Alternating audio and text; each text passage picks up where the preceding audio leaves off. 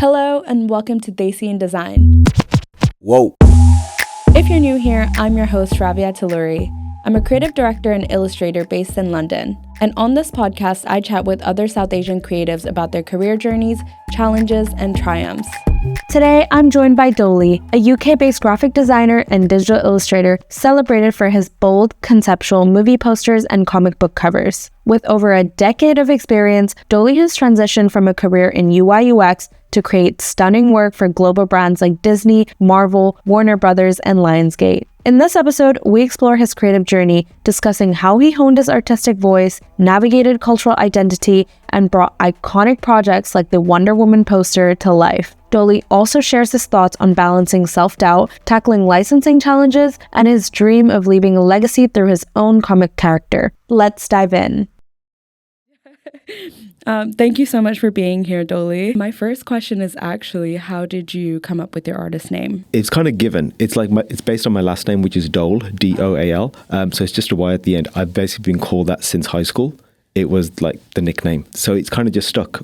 And because my first name is hard to pronounce for most Western people, so it was like that was the easy one. So I just kept that going. It's one word as well. So there's not like multiple of us in a sense. And it's still carrying on the family name to a degree. So it has all those sort of things. It's like, why not carry on? Because everyone knows me as that. So why kind of reinvent myself? Yeah. So it made that really easy. How powerful. Yeah. So I would love to start off with like a rapid fire round. So just really quick questions. Would you rather work early in the morning or late at night? I've generally been a night owl. But as like time's clocked on, I've had to work in the day and like kept 9 to 5 hours. But yeah, I would prefer working at night if I could stay awake for it. Yeah. Dream studio location, beachside, in the mountains, or right in the heart of the city? I'd need the city. I need that noise and stuff, and I need something going on, even though I would close all the doors, but I need to know it's there. Silence kind of like, I can't work in it, so I need the noise. If you could only use one emoji to describe your work, which one would it be? I want it like these surprised or shocked emoji sort of thing, you know, like either your hands are right there or your mouth's open. It's like when you see that thing in my work, that I'm kind of like that layered narrative and someone like, oh, they spot what that thing is. That's what I kind of like. If you could instantly master any other art form, which one would it be? I'm playing around with like 3D modeling and sculpture and so forth. So that would be something like, I really enjoy the process. So I don't want to take away from that. But if I knew exactly how to do everything, I would kind of take that sort of like cheat sheet just because it's something I really want to get into right now. I think it's so hard thinking in 3D and like sculpting in 3D going from like 2D, right? Yeah. It's a big jump. It is. It's not like, it's not as difficult as like print to like digital illustration. Yeah, if you work, like especially working digitally, right now, I guess if I was working with my hands, it'd be a different thing. But working digitally, it's like I explain to people, like if you want to become an illustrator, do learn the basics, learn the traditional methods. It's like learning to drive a car, you know, learn manual and then you can drive an automatic, but at least you have that skill set. Yeah. So I would never trade it the other way around. So even though I would love that cheat sheet, it's like learning and getting off the ground is great. So I'm just taking it one tutorial at a time at the moment. Exciting. I can't wait to see like your sculptures. There's a few things in the works. Like I'm talking to some people and hopefully it's like there's stuff that I'm doing for like in a sense different IP, but I'm at the moment trying to develop my own thing as well. So I'm going to feed into that slowly as the year goes on. That'll be super exciting. If you could collaborate with any other filmmaker, who would it be? Someone that you haven't. That I haven't. I don't think I've officially done a Nolan film. So that would be great because it's kind of like when like Batman Begins came on, that's kind of around about when I started this whole illustration journey. Yeah. Or was it The Dark Knight? But it was around then. So it was one of those things. And it's one of my favorite Batman films, Begins. So it's like that as a director would be great to have that tick off. Like I've worked or done a poster for one of his films. Do you get non-competes? No. Luckily, I've pretty much worked with every major studio today and no one's ever said, oh, you've worked with them, you can't work with us. Yeah. So there's a beauty of being freelance from that point of view. At the moment, you can work with anyone. That's amazing, yeah. It'd be interesting if it's like, oh, no, you've done a Batman film, so you can't do a Spider-Man film. Yeah. No one said that yet. But I was like, you just play nice with everyone. Yeah. And you're never saying anything bad about one client to the other client. So, you know, keeping relationships as clean as possible. And there's no need to be honest, because, you know, you have to be professional. You're working with people. You're not necessarily working with the brand. There's people working at every office and you have this face-to-face contact. So I don't feel a need for that. I just enjoy the work so much. So it's just like, if you give me that opportunity, I will do everything I possibly can. Yeah. For that poster or what have you. Yeah, that's a good mindset, I feel like. And jumping off of that, your dream project or like brief, what would that be? It's a hard one. It's like I go back and look at what I've worked on, and I've worked on a lot, and I get like very grateful what I've been able to work on, it's hard to think of what would I want to work on next. I think it's probably different areas. For instance, let's say Spider-Man. I've done comics and I've done posters. It'd be nice to work a little behind the camera now, in a sense, work on production or something. Wow. So not reacting necessarily to the film, but actually be involved in that process of the filmmaking, whether it's production design, costume design, anything else that's behind the camera, and be more informed, I guess. Right. That'd be interesting to do. Yeah, that would be really cool. Would you happen to know like the transition? Do you have it like planned out of how to enter those roles? Like there was a project I was supposed to start, I think it was the beginning of this year, and it was basically designing my own Spider-Man costume, and it just getting into character design and stuff like that. I drew like, okay, here's the figure that I'm going to dress, and I've like several notes of like different variations that I can do and why that reasoning is. I just haven't put pen to paper on that one. So it's like, I need to do that to prove to someone that I could do that, and like do character design, and and it's not just like, hey, I can make him look pretty, but there's reasons why he's wearing that costume. So it's delving into that narrative of the why, and I think that's really important, because I think a lot of people hey, I can make something that looks good. Brilliant, but why is he doing that? Why is that person doing that? Why is that reaction? It's a reaction to this part of the story. So I think I always put that at the front of my work, is that why question. So I hope that's why someone would employ me in that different field. Yeah, and I think we were talking about earlier about how you also test things out to like prove the concept, right? Proof of concept. Yeah. I think that's so important to actually do the design. Yeah, I have to prove to myself as well. You might have an idea and it might work great in your head, not necessarily always on paper. There's a few occasions where I've drawn something, I was like, oh, it was a better idea than it was actually the output of it. But I'm like, okay, what was the root of what I was going for? Sometimes it's like, okay, I got to refigure out the output of it, but still have that source of that spark of that idea and just find a different way of manifesting it. It's great still to have that thing on paper because you learn a lesson from it. So a lot of the times I will still complete a piece, even though it's not going to see the light of day from a public point of view, but I need to learn the lessons from that. Why did that fail? And then where can I take that on the next piece? Yeah, it's more than just delivery, right? It's like your personal learning and growth. Yeah, everything is like growth and learning, and it's like, it's the journey is the most important thing. If I didn't enjoy the process of creating, this would get old really quickly. I really appreciate when it's like, oh, a new project comes in and doing the research, and then sometimes setting goals which are a bit harder to achieve, but it's like, oh great, I achieved something and I've learned a lot more, and I can then take that into the next piece, and that just makes that process quicker. I can see how there's so much effort that goes into it, and I hope your clients can also see that process from start to finish. They see bits of it. They're like, a lot of the times the briefs come in and they're like, can we just have something out of the box? They just want something that is not what's been done before. They want something that has an idea behind it, has a high concept behind it. Yeah. That's generally the brief I get. It's like, hey, can we have something out of the box? That's what they're coming to you for. Yeah, it is the idea, it is the concept. Fair enough. Over time, I've gotten better at illustration, and that was always the goal. It's like, I've got the ideas, I just need to get better at drawing. Ideas have come easily, to be honest. I just think that's the way my brain works. But getting better at illustration was always the goal. And now it's at that point, it's like, I feel like I can draw everything that I can imagine. But now it's like, just because you can draw anything you want, don't just draw everything for the sake of it. Still have a reason why that thing's on that piece of paper. Yeah, I can totally see how your experience has kind of developed your like creative process, and that's I think the core value first, right? Because then you can choose your medium, whether you illustrate or do sculpture or like 3D,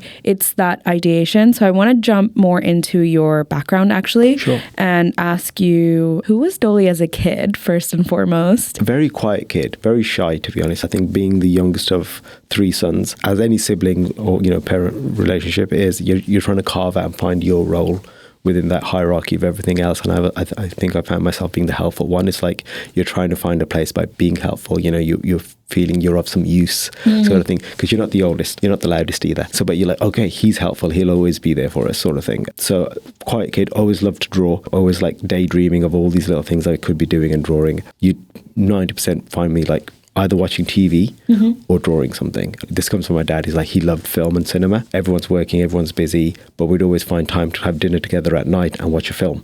So that was kind of like that, sitting around the fire moment. So I get my love of film from him. The whole family's watching films together, and I'd be the one always saying, oh, this is going to happen next, this is going to happen next. And my dad always said, you'd be a director when you grow up, just because I could preempt what the story's going to be. So that love of cinema comes from that. My parents had like a corner shop when we were growing up, and part of that corner shop, it's a small corner, but it was like some video films. My eldest brother always says, you always make it sound bigger than it was, but it's like 2 racks of films. But for me, as like 7, 8-year-old, that was like everything. That was like Blockbuster for me. And I'd always like be revolving the racks, looking at all the different cover arts and picking the film based on that.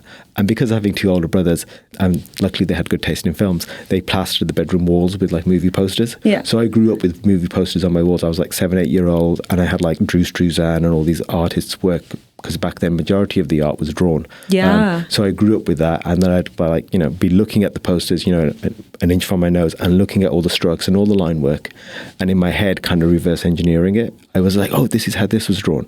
I'm there with just pencil and paper, but I'm looking at stuff's being made. Some films I could watch and some I couldn't, of course.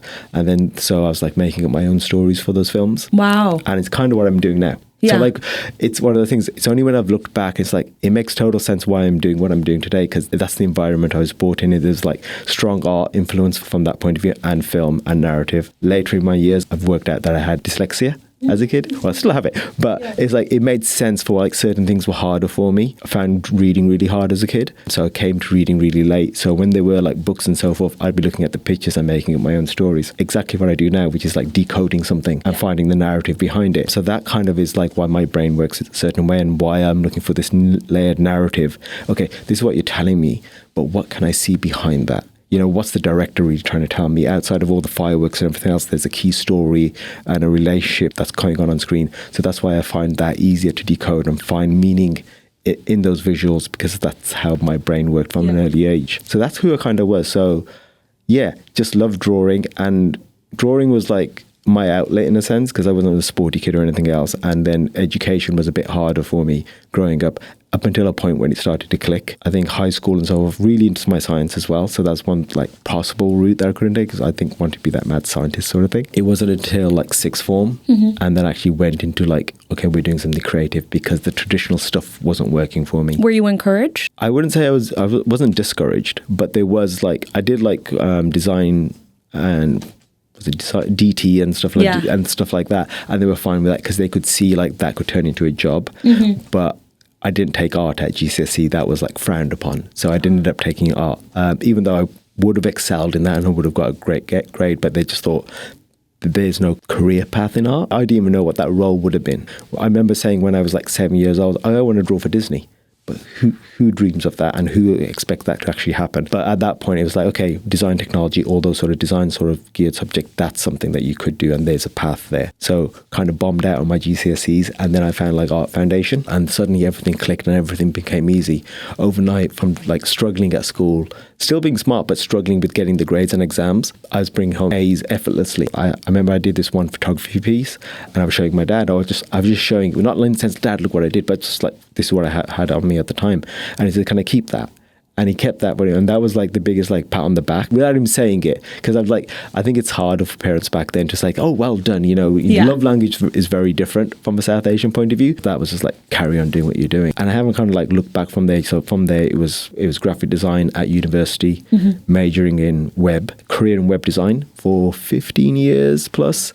And then I found illustration again. So when you were in your web design and UX, what kind of products? Well, you were in web first. Web, and that kind of like slowly as you're maturing, that became UX. I had like 3 kind of job sets. It was like I was a freelancer for a while, then I was working at agencies, and then I was working in-house towards the latter part of my career. When I was working at agency, it was like anything from small startups to, you know, something a bit more creative, more interesting agency like jobs and websites to create. But then it was when I came in-house, it was in marketing for the most part. So that kind of like really, I learned a lot from that point of view. But the core of being in web and stuff was always like, we used to say we're designing for the user. Now I'm designing for the audience. But that same sort of thing of like, it's a story we're telling, we're hand-holding them onto a journey. We hope we get them to fruition. There was like, hey, if it's a sales funnel, for instance, I'm trying to reduce the amount of friction on that journey so they can actually buy something, or they can feel empowered to buy something. And even from the marketing side of stuff, when I'm doing ad banners and so forth, it's like, I'm not expecting you to buy, but I'm expecting to inform you enough so the next ad that you see, that's the billboard we also have going on that journey, on your bus journey from seeing something on your phone to seeing something in the newspaper, seeing the billboard, and then ending up at your desk at work and actually researching it and going on the website. You feel informed enough that you're now willing to buy something. So it was that sort of like, you know, many drop points that help you get to this decision making thing. So having the user core to the journey is something that I've carried on now into illustration. Is that I am designing for someone. I need to be that person to a degree as well, but I need to always have that, at the center of what I'm doing. Yeah, and I think there is a part in like UX and UI, which is about like influencing the user, right? And that goes into marketing. And I think a little bit about, what you do now. You're able to demand an emotion, not demand, but like I'm looking for like emotional resonance in my stuff. I want to pull up on emotion because that's what storytelling is. It's like if I told you a story and you had no feelings behind it, it's like, okay, that's not a great story. So I want to try and pull from that or take something from the film that, okay, has that resonance. There's different ways of doing it. I'll go back from a gallery point of view. It's like,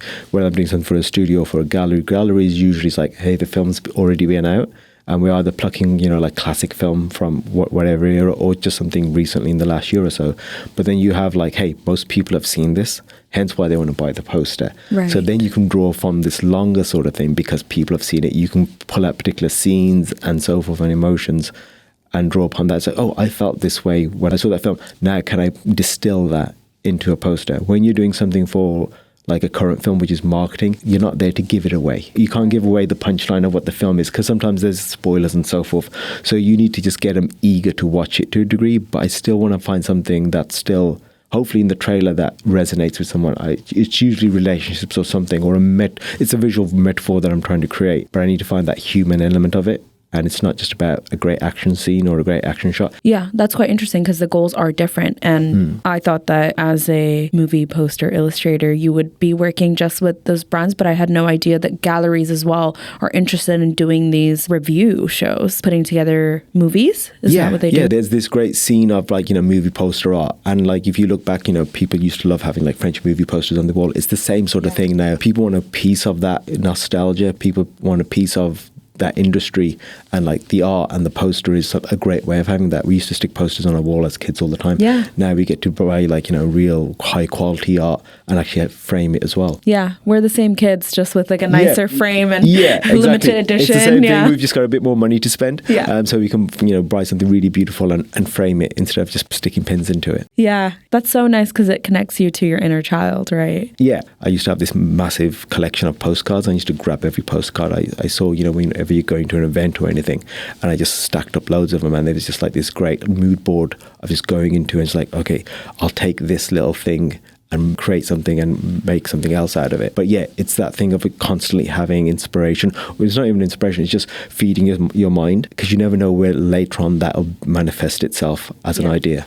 I completely relate. I'm the same with I used to collect The Economist, but I never read it, but I would cut out all the illustrations and then it never made sense why. Mm-hmm. And then now I'm like, okay, I love to illustrate. It makes sense. And you have your own curated inspiration over the years, and that influences how you work. Yeah, it's like before Pinterest was a thing, you had to do it and make that sort of database of information that then feeds into whatever you choose to put it into. And it is also you have to be very aware of where you're taking inspiration from, right? That's the other thing. Yeah, because there's a fine line, being in the poster world and cover art world, it's I see a lot of people that are coming up today and diving straight into that world, and they're getting inspiration from the people that are creating art right now in the same field. And then it's just an iteration on that same sort of thing, which is fine. There's a place for learning, but then it's a lot of us guys that have I wouldn't say I'm at that forefront in the sense of I've been there since day dot, but ones that were there at the early years, we learned our trade and learned our craft elsewhere. We were all either designers, illustrators. We had this job, we had something else where we learned all this knowledge, and now we're flexing our muscles on the movie poster scene. So our inspirations come from a wider variety of stuff, whether it's fine art or, I did a lot of art history and stuff and researching back in the day. So a lot of my early influences were coming from there. They weren't coming from the source that I'm trying to put back into. Yeah. You can't keep pulling from the same well. You're just creating the same sort of thing. You need external sort of inspiration to enrich that sort of pool. And that's what I'm finding at the moment. It's the younger crowd. There are some great illustrators out there. I wish they just got the inspiration from some wider sources, or they'll learn in time. They're so young at this point. So it's just learn, keep going, find your voice, find the lens that you see the world through, and then it'll enrich your artwork, and then it'll stand out more so. Yeah. I think that's the only thing. There's a lot of artwork which is okay, I can see the influence from this poster artist, I can see this influence. It's that person is still working today, so I'll just hire that person. I'm not saying you need to study in the traditional sense, but just gather as much information and inspiration from elsewhere and then feed back into it, and then you'll be richer for it in a sense of like what you're creating, and people will be a lot more interested in what you're doing. So going back to your background, what made you want to transition into illustration? I'd gotten to the point where I was getting quite comfortable. Like the day job was going well. I still really enjoyed and loved the day job. I would come back with stories and so forth. But I wanted something to do for myself. And I was like, okay, I'm comfortable now. The position's there. Reached a senior level in the company. So I was like, okay, I've got time on my hands. I'm not having to put as much effort outside of work. So I was like, so let's find something creative to do outside of that. And illustration was something I did since a kid. And I hadn't really picked it up properly since, I would say, my teens. So I was like, okay, let's pick this up again. I bought a very, very inexpensive Wacom bamboo at the time, which was, I think, about 40 to 50 pounds. The tiny ones? Yeah, the tiny ones, just like that. And it was just in the effort of like trying to get better. So I would draw on anything at that point. It was like a lot of Post-it notes at my desk while I was there, draw on my phone, like little apps and so forth, then come back home and draw then, and just trying to get better. And then there was a point where I was like, okay, I'm getting better. And then the designer in me set myself a brief. It's like, okay, you really love movies and stuff. Why don't you design a movie poster? So I did like a couple, I think about 4 or 5 in this short series, very minimal sort of thing. Share those online, got a few likes. Those likes were enough to say, hey, this is fun. Let's keep doing this thing. And then it slowly snowballed from there. Just I was reacting to the latest trailer that came out, making some posters for like, films I really loved, and just finding that, unique voice that I could tell a story. Also helped that I couldn't draw that well at that point in compared to what I can do now. So it limited what I could put on the page. So everything I put on the page really had to do some heavy lifting. It wasn't a case of I could draw anything I wanted. No, everything there has to have a purpose. I say it's like economy of ink. So back in the day, you could only use so much ink. Every letter, every drip of ink meant something. So make sure it's there for a reason. So that allowed me to like, one, not draw people as the main part of my thing.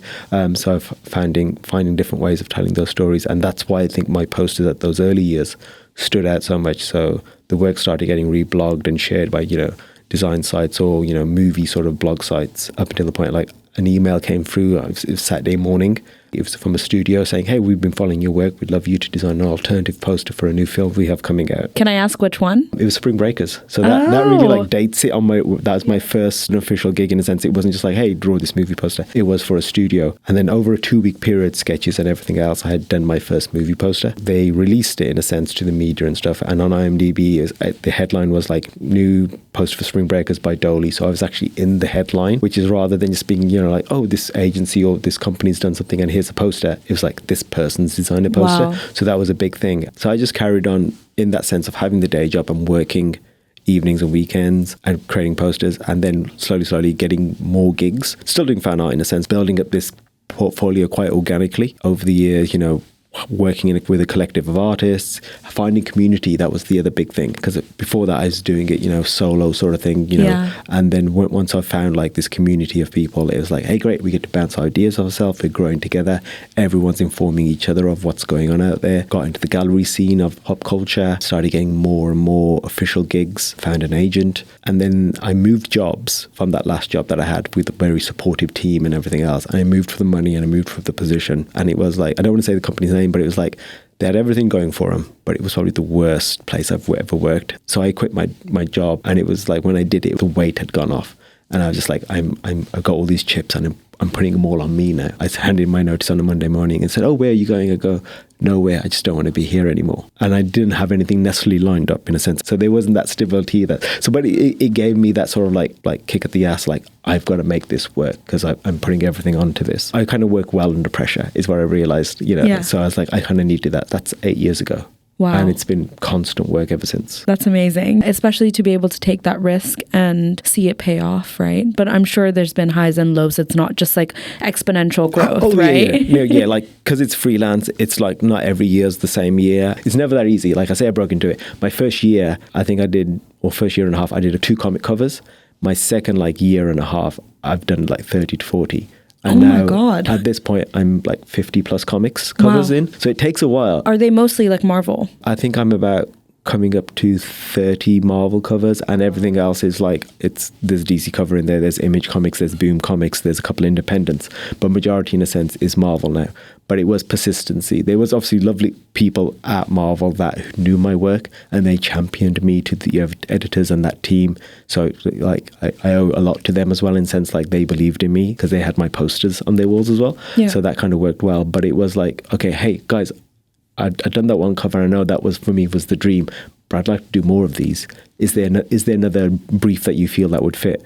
So I've been knocking on doors and saying, hey, got another one, got a second one. And then after probably about 3 or 4, they're like, oh, he's actually, not just a one-trick pony or, one hit wonder. It's like, let's give him some more work. And then you find more editors and they like your work, hopefully, and then like they hire you again and again. So I think I got about like 4 or 5 editors that constantly keep coming back with emails. Hey, this new project's come in. Would you like to work on this? That's great, because I actually wanted to ask you specifically about when you get a brief, what does your creative process actually look like? If I've watched it and I know it really well, that's like easy. But if I haven't, it's like, watch it. Okay, when was it set? Who was the director? What was the director's thoughts about it?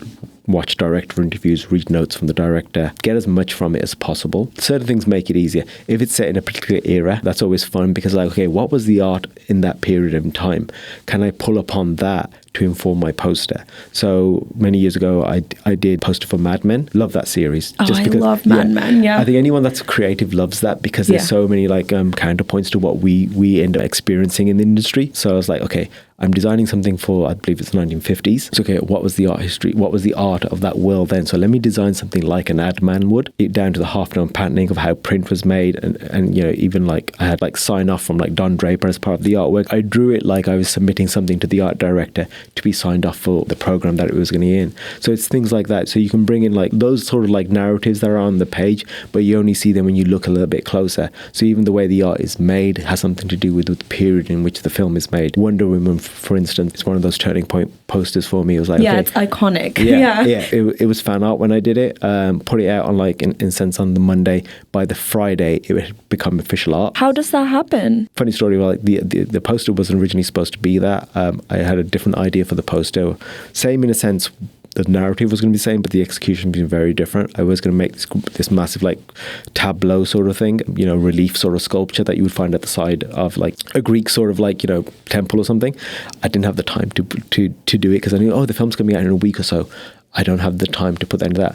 But what's another form of storytelling from that era? It was pottery. Stories were painted on top of pottery. So like, okay, let me take from that. So let me do some research from that point of view. Yeah, okay, this is the right type of pot. This is how it should look. But then it was like, okay, what are the other narrative elements coming out? It's a coming of age movie. It's about female empowerment. It's this World War setting as well. So there's all these sort of things I can play around with.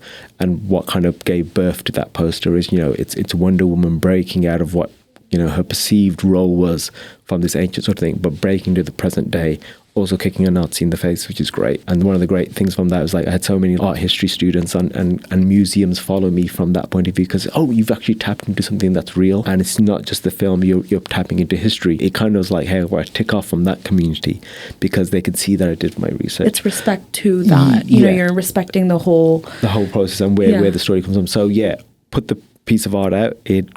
I hate using the word viral, but it got out there. Everyone was sharing it. Like my post had blown up. Different outlets that weren't necessarily movie outlets and stuff were sharing it. Lots of magazines were sharing it. Lots of like female empowerment platforms were sharing it, even from like art histories, but everyone was sharing it. It was crazy overnight. The gallery I was who still work with today, they kind of like sent me to, hey, that Wonder Woman piece is doing really well. Should we submit it to like DC and stuff? I was like, yeah, let's do it. So there's like, you can submit your movie posters? Yeah. So like from a gallery point of view, certain galleries have access to the license. So you can submit art based on that license. Hey, I'd like to do a poster for Star Wars. I'd like to do a poster for the new Spider-Man film. They have that license in sense. So you then create a sketch, usually submit that to the licensee holder, in a sense, in this case, DC and Warner. And they said, yeah, that works, or it doesn't work. Or hey, it's not fitting in what, our not necessarily brand, what that character is or what that film is. It can't just be anything. It needs to still work within that wheelhouse of that story. So we submitted that, and it was a finished piece. So I said, yeah, that's all fine. Just use our official title treatment, remove these couple of text elements that you have, and it was good to go. And that was just before quitting the day job. That piece allowed me that bit of security is like, hey, I can do this and make it successful. Like, not just like it's a bit of extra pocket money inside, but make it actually successful like a job. Going back to actually the licensing part of that poster, I wanted to ask, how does licensing work in this world? Like, do you get royalties or is it just like one-off? It's kind of like a menu system. So depending on what your art's being used for, it's going to be priced at. There's the base sort of price of your art. And depending on the usage, you keep adding on top of that. So say if it's just social media, that might be the base, for instance. But then, hey, it's going to be at the cinemas. Okay, there's another level. It's going to be printed as a giveaway, possibly. Oh, it's going to be sold. There's another level. And then you're always aiming for like the full buyout. The full buyout is basically, hey, you can use it for anything. Put it on a lunchbox, put it on socks, put it on a t-shirt, whatever. But then you're going to pay me X because of that, because you can have it for life. You're always aiming for that. Sometimes it's in the middle. It's somewhere there. It's lucrative depending where you sit on that menu system. But you've got to work it out. In the sense of like, usually you're told where that's going to happen. Occasionally a poster blows up and they're like, no, we'd actually like to buy it out. That's the one when it's that nice surprise. But otherwise, I know where it's going to be and I kind of like, I base my time to a degree. Like sometimes when you're drawing something for, it's going to be a billboard size, then it's like, okay, I need to spend more time drawing this because it's going to be blown out at this level. But this is something that's going to be on a phone. Yeah. So I was like, okay, the detail and stuff, it needs to work for that particular medium. That's I think where it differentiates the time. Yeah. Yeah, I think that's quite interesting because some artists and the work that they do, it works for them to be like, this took 20, 30 hours because it's, this oil painting or something. Yeah. But with what you do, I think it's really the value, even if you look at it financially, comes from all those years of design experience and like conceptual thinking, because you can't just pick that up. That has to be like life lived and experiences and training. Yeah, like I think that's like some people think, oh, that only took you 20 minutes to do or took you half an hour. I had one poster, it was for Ant-Man for the first movie. The actual version that they picked, I wouldn't say a sketch, I did it probably in 45 minutes. It's the version they picked. I got paid the same whether they picked the one that took me 2 days to pick, but they paid the same. But if someone said they were paying you per the hour, you're not paying for that experience and that I can produce something that good within 45 minutes. That's what you're really paying for. So I really hate when it's like, oh, pay you for the hours. Like, you need to pay me for 20 years of experience. Yeah, I think that's what really needs to, I would say, change a little bit in the industry, right? Not the hourly pay, because like it's the experience, the like research into art history, like that whole knowledge. Like if I now pick an era, I'm sure you'd be able to tell me. This particular piece. Yeah, there's all that sort of thing. So it's like, and even when there's stuff that I don't know about, I want to spend the time in that. And that's only going to make your piece better if you allow me the time and budget to research and get a better piece for you, rather than let me just pull upon what I have today and just put whatever on paper. It still might be good, but it probably wouldn't be as better as the thing if you gave me more time to do so. Yeah, and on that topic, I know you've done work for South Asian films as well. I've done a couple of films earlier this year. I got to work on the tour poster for Diljit Dosanjh. That was another one that came through. So it's been coming through a lot more recently, but I kind of put that towards because I'm putting my face out there a lot more. People realize I'm, a South Asian designer and not just this logo, which is, happened early part of my career, which was kind of like purposeful to a degree. When I was like growing up, there was like this boom of like, it was cool to be South Asian again. But the thing that I was seeing was like, oh, you're great for a South Asian. Yeah. Within your field or something like that. And I never wanted to see, in a sense, be pigeonholed as like, oh, you're a great designer for a South Asian. I just wanted to be a good designer. But the biggest like thing that turned that around was like, it's 2018. I was on my way to LA to have some meetings with some studios. I was caught a taxi to take me to the station, and the driver was having a normal conversation, and he was basically mourning that his daughter's chosen a career in design and art. She was about to start university, and I just thought that was like a smut that I was there at that time. I was like, dude, you're dropping me off at the station. I'm actually off to LA. I'm there for 7 days, and I've got 13 meetings with the biggest studios in the industry. There is a future in it. So I was like, here's my card. And I said, I understand. I'm a parent as well. We all want to protect our kids, but I said, like, we as South Asians, what we do great is like we adapt and we flourish. That's what we're known for, not just like sticking in our lane. If you have any worries or you just want to have a chat, by all means, or if your daughter has any questions, I'm happy to help from that point of view.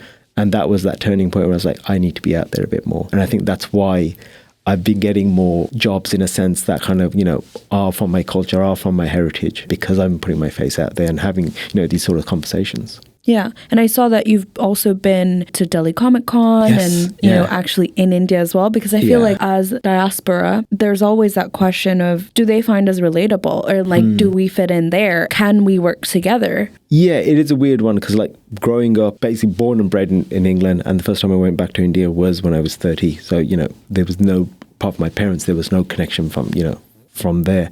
That time that I went, I spent 10 days there. It's a very rushed visit in a sense, and just got to see my parents' village and meet a few family members. But this time I was like going back, and I'm going back in it from a professional point of view. Yeah. Is the year I worked on Spider-Man India, which was like a big project for me. So it was like being recognized for one, a character I've always wanted to draw, which is Spider-Man, but this version of Spider-Man, which is, Spider-Man India.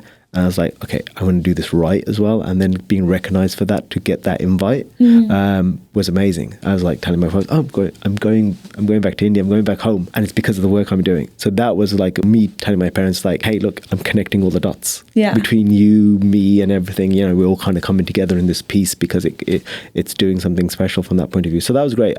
People were amazing there. Probably one of the best experiences I've had at a convention. People were so polite, but they were always like, so like, oh, great, you're doing this. Like the saying with Spider-Man, anyone can wear the mask, anyone can do this, was that sort of thing. The thing that I rated the most was so many parents were coming there, and they weren't like, oh, my kid wants to do this. No, my kid loves to draw. It's like, well, keep on drawing. Just keep, like, I'm glad you've brought your kid here and you forced them to bring their portfolio with them, because, having that support from a parent means so much. But then there were so many like college students as well who were trying to break into different parts of design.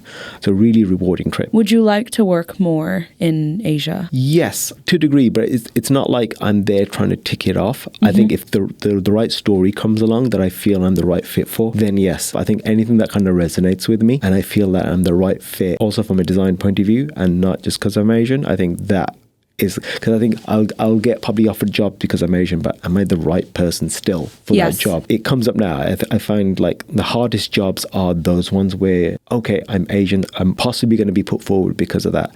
It's a weird sort of place to be, because usually I've been put forward just because my work's that good, but I was like, okay, I'm the right fit for this, but I know my work's good. So it's like, okay, I have to try and let go of that part. But then it's like, okay, do I know enough about this? I've been brought up in the UK all my life, and I've only got certain touch points towards South Asia. I visited a few times. I try and read and research as much as possible and have a job, but am I doing cultural appropriation as well? Am I just like cherry picking from the things that have been seeded through in Western media in the same way like for anyone else? Or do I really know the reasoning for why I'm doing this? So I'm like, those jobs are generally the hardest. Like when I did my first Spider-Man India cover, I was like, I don't want to make this look like stereotype. Stereotype. I don't want to make this look like a jar of like curry sauce for the local supermarket, which is just like all the bright colors and everything, all those motifs, which could be anything. Let me read into more of this and like why my reasoning of why am I drawing this. So I drew the Spider-Man web, but I integrated like a lotus pattern into it, which is a bit like Mendi, and it's a bit like, it's this national flower of India as well.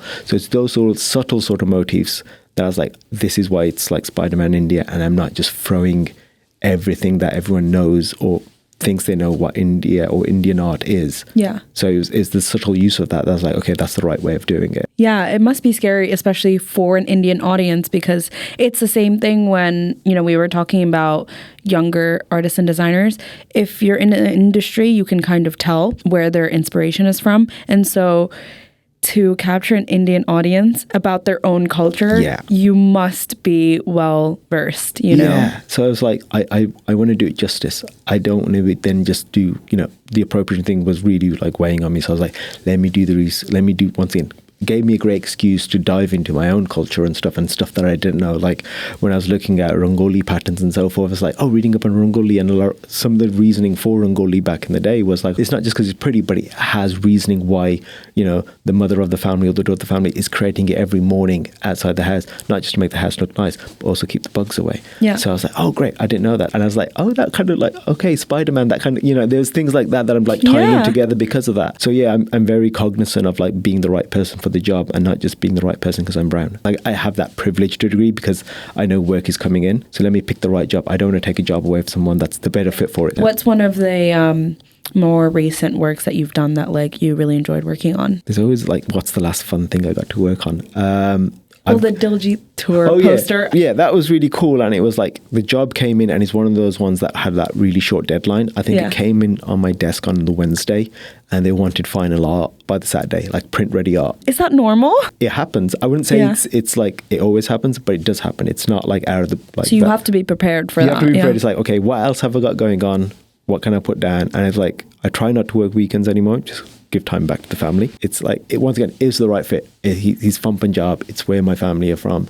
It's the right fit. Yeah. All my family know who he is. And it's one of those ones, occasionally you get jobs and you do it for yourself, but you're doing this for your family and stuff. My wife knows who he is. My dad, my parents, my cousins, everyone knows who he is. So let's do it for this one for them. So putting the hours, I was like, okay, what can I do which is different from everyone else? So I bought very, and also time wasn't on my side. So what can I produce well? I really wanted to do a very like typography heavy poster at one point, and it's like this was the great excuse for that because I can't draw everything. You know what I mean? So it's like let the type do a lot of the heavy lifting, but let's still have the Diljit part of the piece. So I was like, there's a few stills that I was allowed to use from the tour and stuff. So like, let me find a way of drawing this and giving it a lot of like expression and movement. But yeah, real like sent off the sketch, and there's like, yeah, this sketch is great. Then I gave him some color variations. And then it was just a bit of back and forth with dates and stuff and alignment. It's more like, legal sort of stuff. Yeah. But everything was done and dusted by the Saturday. In a sense, print files had gone off. Wow. And I was still there, like, just double checking because the dyslexia is like, type is always like, am I going to mess anything up in a sense like spelling or anything else? So I was like, just double checking all those small sort of things. It's one of the things like, we have to get it done because there's a hard deadline. Because some stuff like falls into the ether and stuff, and it's like, it never comes around again. But it's like, we have a deadline that we cannot move because he's not going to move his tour date because I can't get a poster done. Because sometimes you do a poster and it doesn't come out for 3 months, and it's that waiting point is always the hardest. And then I think this is a weird thing. I woke up in the middle of the night and then I checked my phone, and just 10 minutes before that it got posted, and then Diljit shared it on his stories and everything else, and my phone was going nuts. And then in the morning is when family saw it for the first time. They were telling my parents about it. So like, that was a proud moment, just like, I'm doing this not just for me, this I'm doing it for all the people I love. Yeah. And then I'm sure they're telling, their friends and family, and it's like a proud moment when my you cousin did this, my cousin did it's like for the bigger community, right? And for them to feel proud of you in the bigger community is like such a big deal. Yeah, it's I think it goes back to that, your parents, that they wanted to have that thing in the community to say, my son's doing this. So it's like by word of mouth that naturally happened on this one. And then seeing later on as like people bootlegging t-shirts of it, which I was fine with, but like seeing it in person, I went to like, it was only probably a month and a half or 2 months ago, went to a pub with my family, and there was a guy wearing it, and he's wearing my design on a t-shirt. No way. And I was like, oh, that's my t-shirt. Did you get a photo with him? I didn't, but I wanted to, like, I didn't want to be like, hey, I designed that sort of thing. And it's not that I take him for granted, but I know what the day job is now. But speaking to other people, it can very easily become an ego thing. Yeah. Oh, I worked with this, I worked with that. And it's just like, share the magic of what, the fun parts of the job, but don't have the ego to go along with it. I always say, even though I'm doing, working on Star Wars Monday and working on Marvel on a Tuesday, I still have problems picking my own Netflix film, and I'm still washing the dishes at the end of the night. I'm still doing all these things.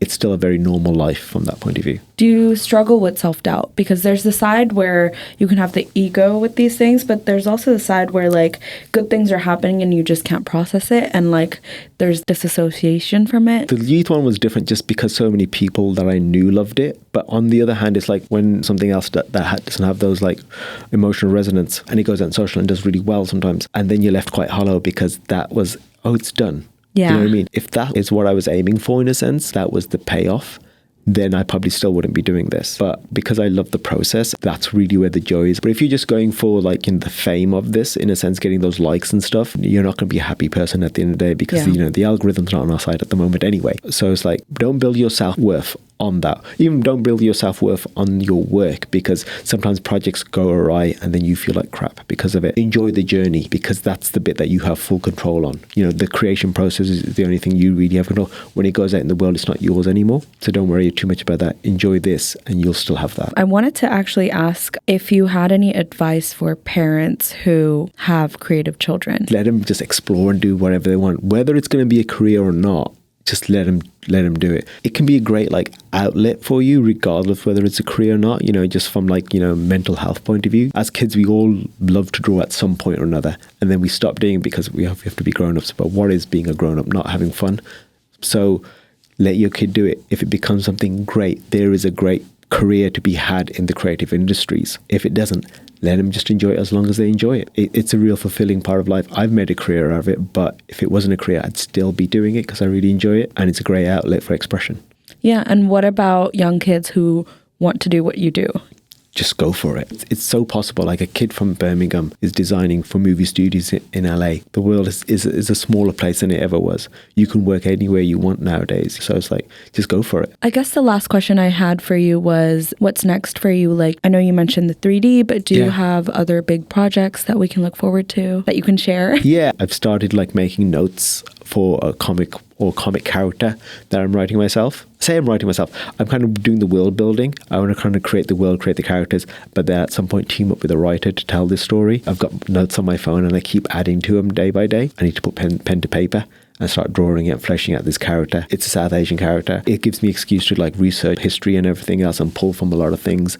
So it's, from that point of view, it's going to connect me back to my roots. I think we can look forward to that. Like I can picture like sculptures and 3D sculptures of your work. They'll be like the toys and the statues and everything else of the characters and everything else in the world. So that's what I mean. Is like I want to create like this overarching thing that whether it becomes like, I'm not worrying about being profitable, becoming a thing. I just want to create something and then leave that behind for someone else or leave it for my kids. That's a great way to kind of leave a legacy, right? And an art legacy. Yeah, it's like, oh, I'll be remembered for that. If nothing else, that'd be something I'd be happy to be remembered for. I think all your artwork is so iconic. People can see your work everywhere, which is amazing. So thank you so much for your time. Oh, thank you for having me. Can't wait to see where you go from here. Yeah, there's still a lot more to do and I'm like still very energized about still creating new things that I haven't been able to do before. So yeah, lots more still to do.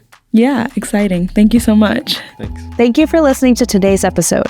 Be sure to follow Doaly on Instagram at _Doaly to stay up to date with his latest work. If you enjoyed our conversation, please subscribe, leave a review, and share it with a friend who would appreciate it. Stay connected for updates on new episodes, behind-the-scenes content, and creative industry insights by following us on social media or joining our newsletter at desianddesign.com. That's all for today. Thank you for tuning in, and we'll see you next time.